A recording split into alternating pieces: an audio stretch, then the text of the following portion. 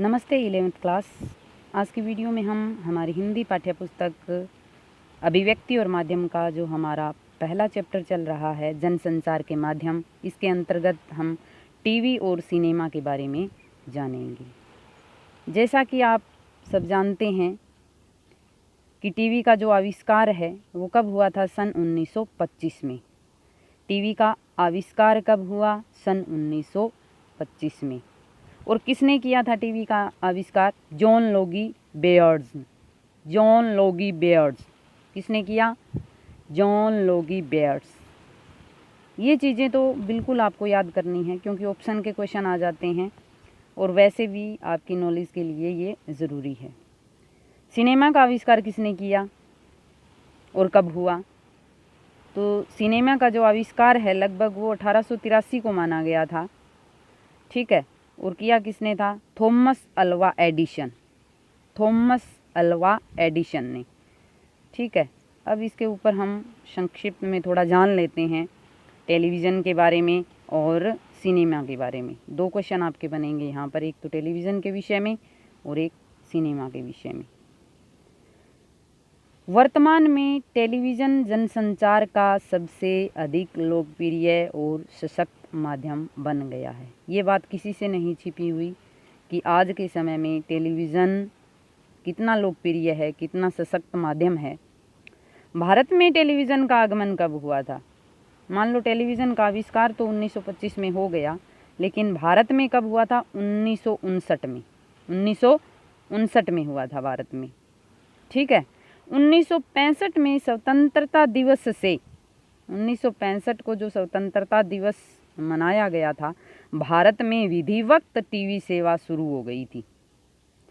भारत में विधिवत जो सेवा है वो कब शुरू हुई? वो हुई थी 1965 में, ठीक है। आगमन 1959 को हो गया था और 1925 में टेलीविज़न का आविष्कार हो गया। हो गई 3 बातें याद। आगे है 1976 तक टीवी है वो आकाशवाणी के अंडर ही था। आकाशवाणी यानी कि रेडियो के अंदर जो आकाशवाणी है उसी के नीचे ही टीवी काम करता था। अप्रैल सन 1976 को आकाशवाणी से अलग करके दूरदर्शन नाम दिया गया, ठीक है। भाई दूर दूर की चीज़ें, दर्शन का मतलब दृष्टि, दिखाई देना, दूर की चीज़ें पास में दिखाई देना, इसलिए दूरदर्शन टीवी का नाम रखा गया था। ये बात भी आप नोट कर लेना। दूरदर्शन ने देश की सूचना, शिक्षा और मनोरंजन की ज़रूरतों को पूरा करने की दिशा में महत्वपूर्ण योगदान दिया है। जब इंटरनेट नहीं था और रेडियो पर सिर्फ आवाज़ सुनाई दी जाती थी, तो बाद में जो टीवी यानी कि दूरदर्शन ने जो काम किया था वो बहुत बड़ा चमत्कार हम कह सकते हैं, बहुत बड़ी उपलब्धि कह सकते हैं, जिससे सूचना, शिक्षा और मनोरंजन की सभी ज़रूरतें आम लोगों की पूर्ण हुई थी, ठीक है। आगे है 1991 के बाद में भारत में टेलीविज़न के क्षेत्र में एक नई क्रांति आई थी। नई क्रांति कब आई? 1991 में। विदेशी चैनलों के भारत में प्रसारण की अनुमति से भारत में क्या है? CNN, BBC, नेशनल ज्योग्राफिक और जैसे शैक्षिक चैनलों के साथ साथ MTV, VTV जैसे अनेक चैनल प्रसारित होने लगे। यानी कि 1991 है उससे पहले तो भारत के चैनल ही टीवी के अंदर दिखाए गए थे। और 1991 के बाद में क्या हुआ था? विदेशी जो चैनल थे, ज़्यादातर शिक्षा से संबंधित, जीवों से संबंधित, जितने भी थे साइंस से संबंधित, तो वो भी चैनल टीवी पर प्रसारित होने लगे थे, ठीक है। अक्टूबर 1993 में GTV और स्टार टीवी के साथ साथ अनेक देशी निजी चैनलों की बाढ़ आ गई। बाद में तो जो सरकार के अंडर में थे, जो विदेशी चैनल थे, लेकिन जो GTV आप जानते हैं और स्टार टीवी के जो चैनल निजी कंपनियों ने जो अपने चैनल ये प्रसारित किए, ये तो वहाँ से तो फिर देसी चैनलों की बाढ़ सी आ गई। लोगों ने अपनी कंपनियों से नए नए चैनल शुरू कर दिए और आज पूरे भारत में क्या है, 200 से अधिक चैनल प्रसारित होते हैं और दिन प्रतिदिन नए नए चैनल आ भी रहे हैं। दूरदर्शन के महत्व के विषय में सन 1980 में गठित समिति के रिपोर्ट में समिति के अध्यक्ष प्रोफेसर पीसी जोशी ने क्या लिखा है, क्या खूब बात लिखी है प्रोफेसर पीसी ने।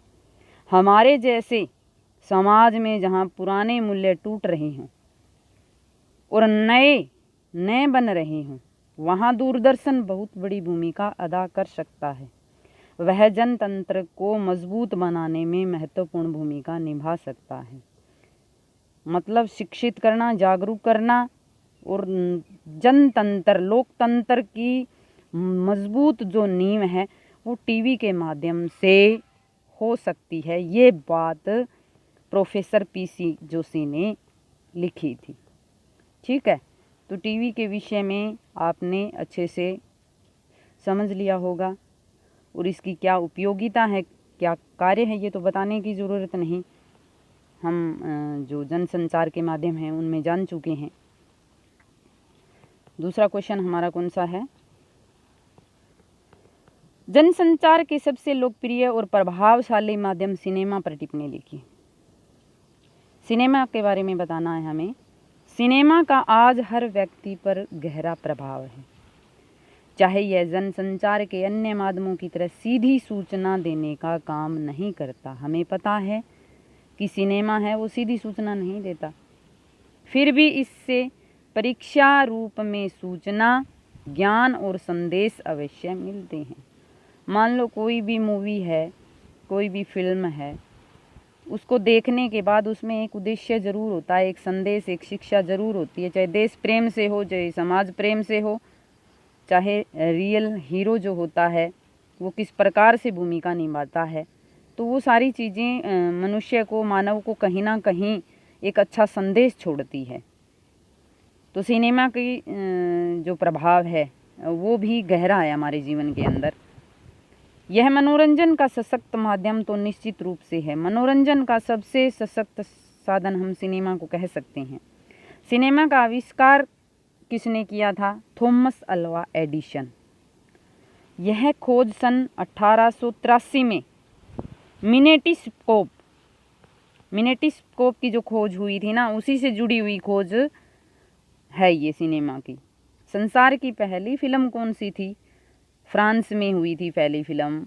संसार की पहली फिल्म फ्रांस के अंदर द अराइवल ऑफ ट्रेन नाम से बनी थी।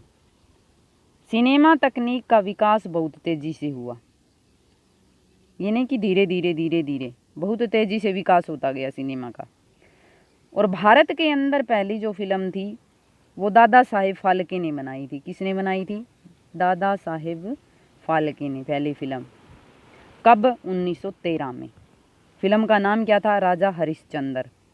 और यह एक मूक फिल्म थी। भारत की पहली फिल्म का नाम है राजा हरिश्चंद्र, 1913 में बनी, दादा साहेब फाल्के, और वो मूक फिल्म थी जिसके अंदर आवाज़ नहीं आती थी। सीन जो दृश्य हैं वो दिखाई देते थे। ठीक है, इसके बाद लगभग 20 वर्ष तक, कितने सालों तक? 20 वर्षों तक धर्म, इतिहास और लोक कथाओं पर आधारित फिल्में बनाई जाती थी। भारत के अंदर 20 वर्षों तक मतलब धर्म से संबंधित हो गई, देवताओं से संबंधित हो गई, हमारे इतिहास से संबंधित हो गई, लोगों की जो दंत कथाएँ हैं उससे संबंधित ही फिल्में बनती थी। ठीक है, कल्पना पर आधारित है या कुछ इस प्रकार की जो फिल्में हैं वो नहीं बनती थी। सन 1931 में पहली बोलती फिल्म बनी थी। 1931 में बोलती, यानी कि जिसके अंदर आवाज़ भी आ गई थी और सीन भी आ गई थी। उस फिल्म का क्या नाम है? आलम आरा। जो ऑप्शन के क्वेश्चन हैं वेरी इंपॉर्टेंट, जो आते हैं लगभग बाद में भी, तो इससे ऐसे ही क्वेश्चन पूछे जाते हैं कि पहली फिल्म कौन सी है भारत की, तो राजा हरिश्चंद्र। और बोलती फिल्म कौन सी है? आलम आरा। और सबसे पहली सिनेमा पर फिल्म कौन सी बनी थी? तो वो फ्रांस में बनी थी, द अराइवल ऑफ ट्रेन बनी थी। ठीक है, आगे है भारतीय फिल्मों में को जो व्यावसायिक बनाने का कार्य किसने किया था? एक बिजनेस के रूप में फिल्मों को लेके कौन आया था? पृथ्वीराज कपूर। व्यवसाय के रूप में सिनेमा को किसने ऊपर लेके आए, कौन लेके आए? पृथ्वीराज कपूर। महबूब खान, सोहराब मोदी, गुरुदत्त सत्यजीत राय। ठीक है, 70 के दशक में 1970 से कैसी फिल्में शुरू हो गई थी, प्रेम भरी कहानियों पर फिल्में बनना शुरू हो गई थी, बहुत तेज़ गति से। इसी समय समांतर फिल्में बननी आरंभ हुई थी, जिनमें से अंकुर, निशांत, अर्ध सत्य जैसी फिल्में प्रसिद्ध हुई थी। बाजारवाद और व्यावसायिकता के सामने समांतर या कला फिल्में अधिक पकड़ नहीं बना पाई थी। जो व्यवसाय से जुड़ी हुई फिल्में, मतलब उसमें तो बहुत सारे पैसे लगते थे, उसके अंदर तो गाड़ियाँ हो गई, बड़े बड़ी जो चीज़ें हैं वो ला सकते थे। लेकिन कला जो व्यक्ति की भाई डांस है, जो कला है या एक्टिंग है, वो फिल्में व्यवसाय के आगे कम चली। कहने का मतलब ये है, भारतीय सिनेमा में पारिवारिक फिल्मों को भी धारा लगातार चलती रही। परिवार से जुड़ी हुई, किस प्रकार से पारिवारिक प्रेम होता है आपस में, माँ बाप का, परिवार का, और किस प्रकार से उनमें मनमुटाव होता है, इस तरह की फिल्में भी भारत के अंदर बहुत अधिक मात्रा में बनी थी। आम आदमी हल्के फुल्के हास्य और आम आदमी के परिवार से जुड़ी साफ सुथरी फिल्मों को पसंद करता है। कि जो बड़ी बड़ी व्यवसाय वाली बड़ी बड़ी जो फिल्में होती है, हेडिंग हाँकने वाली, वो फिल्में तो बड़े लोग ही देखते हैं। जो साधारण आदमी हैं वो थोड़ी बहुत हंसी मजाक हो गया या आम आदमी से जुड़ी हुई, उनसे रिलेटिव किस प्रकार से जीवन यापन वो करते हैं मजदूरी में, फिर वो संघर्ष करते हैं, फिर उनका जीवन कैसा होता है, इस तरह की फिल्में आम आदमी देखना ज़्यादा पसंद करते हैं। ठीक है, दर्शकों को बांधने के लिए इनसे में रोज़मर्रा की समस्याएं, मधुर संगीत, पारंपरिक नृत्य और संस्कृति के अनेक पक्ष दिखाए जाते हैं कि फिल्मों के अंदर भाई दर्शक देखना चाहे। क्योंकि जब मूवी वगैरह देखते हैं तो व्यक्ति खुद को उससे आंकना शुरू कर देते हैं। तो जो उनके जीवन में दैनिक समस्याएं हैं और उनके जो प्रेम, आपसी परिवार से जुड़ी उनसे जो संस्कृति है, उत्सव है उनके, वो किस प्रकार से, वो सब कुछ फिल्मों में डाला जाने लगा और लोग उनको पसंद भी करने लगे। राज कपूर, गुरुदत्त, विमल राय, ऋषिकेश मुखर्जी, बसु चटर्जी आदि ने इस क्षेत्र में ख्याति हासिल की। जो रोज़मर्रा की समस्या, मधुर संगीत, सब कुछ मिला जुला रूप जो आम आदमी का होता है, इनके अंदर राज कपूर, गुरुदत्त, विमल राय, ऋषिकेश मुखर्जी और बसु चटर्जी ने बहुत अच्छा काम किया। 80-90 के दशक में फार्मूला फिल्में बनने लगी, जिसके अंदर क्या हुआ, रोमांस आ गया, हिंसा, सेक्स और ये सारी चीज़ें हैं ना, ये अधिक होने लगी। ठीक है, इन फिल्मों का युवा वर्ग पर बुरा प्रभाव पड़ा। इस समय हमारे देश में प्रति वर्ष लगभग 800 फिल्में बनती है। हमारा देश सबसे बड़ा फिल्म निर्माता देश बन गया। हमारे देश के अंदर, भारत के अंदर सबसे ज़्यादा फिल्में बनती है, क्योंकि बहुभाषी देश है। अलग अलग भाषाओं में यहाँ फिल्में बनाई जाती है और हिंदी भाषा में फिल्में बहुत अधिक मात्रा में बनती है। तो ये जो फिल्मों की जो मात्रा है, तो ये सबसे ज़्यादा भारत के अंदर है। ठीक है, तो जो ये लास्ट वाली लाइन थी, ये बहुत ज़रूरी है आपके सीखने के लिए कि मनोरंजन हो, वहाँ तक ये बात सीमित है। लेकिन जो फिल्मों के अंदर जो अश्लीलता आ गई है, जो नंगापन आ गया है, जो इस तरह का जो सिस्टम है, उस फिल्म को देखकर हिंसा बढ़ती है, इन चीज़ों से युवा वर्ग दूर रहे तो शायद ही वो अपना भविष्य सुधार सकते हैं। आशा है कि आप इन चीज़ों पर गौर भी करोगे और दोनों क्वेश्चन अच्छे से समझ भी गए होंगे टीवी और सिनेमा के बारे में। धन्यवाद।